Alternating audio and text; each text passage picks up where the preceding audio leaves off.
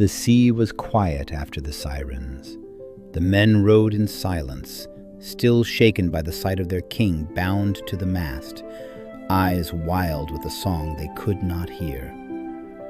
Odysseus stood at the prow, salt on his face, a new scar in his mind.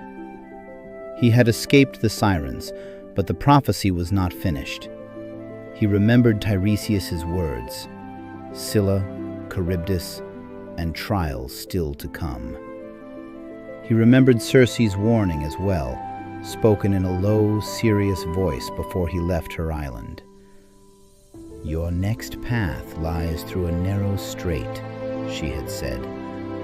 "On one side, a cliff rises high above the water.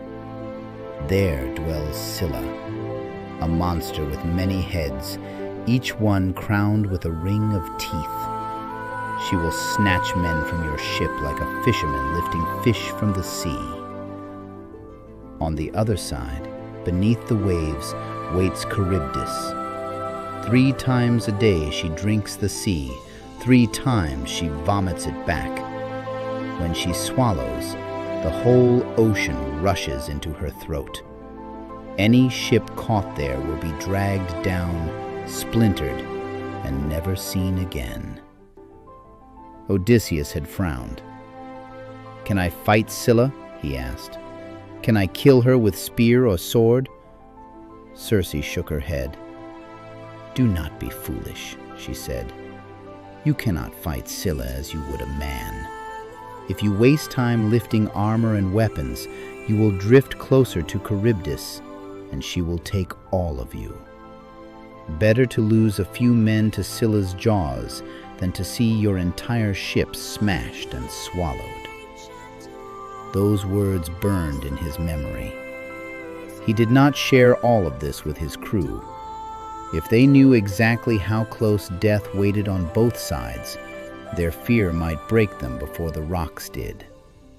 Instead, he said only, "The waters ahead are dangerous. Stay at your oars. Row as I command. Do not look up at the cliffs, and do not look down at the water." The sky darkened as they neared the strait. 2 walls of rock rose on either side, great cliffs like the jaws of a stone beast. Waves slammed against the cliffs, sending spray high into the air. The wind howled between the rocks like a living thing. Odysseus's heart pounded in his chest, but his hands were steady on the great steering oar. He guided the ship closer to Scylla's side, away from the hungry mouth of Charybdis. On the other side, the sea bulged and dropped, as if something huge were breathing beneath it. Every so often, a deep roar rose up from the water, and the sea itself began to spin, whirling in a great dark circle as Charybdis pulled it down. "Eyes on your work," Odysseus shouted. "Row! Row!" The men pulled at the oars with all their strength. They did not look up at the jagged cave high on the cliff. They did not see the shadowy shapes moving within it. Odysseus saw. He saw long necks slide out from the rock, silent as snakes. He saw many heads, each with gaping jaws and rows of sharp teeth stretching out over the water. Scylla was awake. Odysseus gripped the steering oar until his hands hurt. He knew what must come. In a heartbeat, Scylla struck. 6 heads darted down from the cliff. 6 men, 6 voices, were snatched from the deck and lifted into the air. For a moment they hung above the ship, arms reaching, faces twisted in terror, shouting the names of their friends and their gods. Then they were gone, dragged screaming into the darkness of Scylla's cave. The sea roared. The ship rocked. The survivors cried out in horror, their grief echoing between the cliffs. Odysseus did not look away. He burned the sight into his heart. Another wound to carry. Another debt to the dead. but he did not let go of the steering oar. If he turned back, Charybdis would take them. If he froze, they would all be lost. So he held the ship steady, teeth clenched, eyes fixed on the thin line of open water beyond the rocks.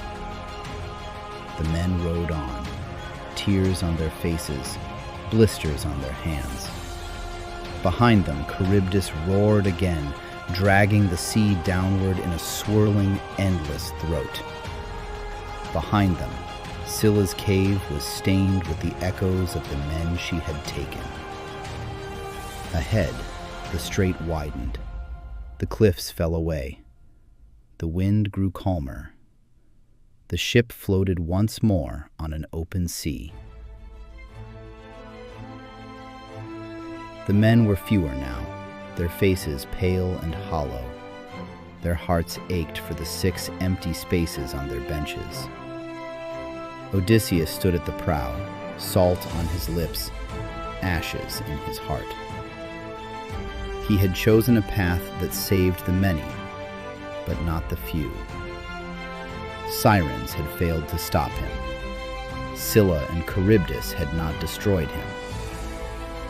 But the prophecy was not finished. Somewhere ahead, under a blazing sky, waited the sacred cattle of Helios, and the greatest test of his men's obedience. For now, the oars rose and fell. The ship moved on. For Penelope, for Telemachus, for Ithaca, Odysseus sailed toward the island of the sun.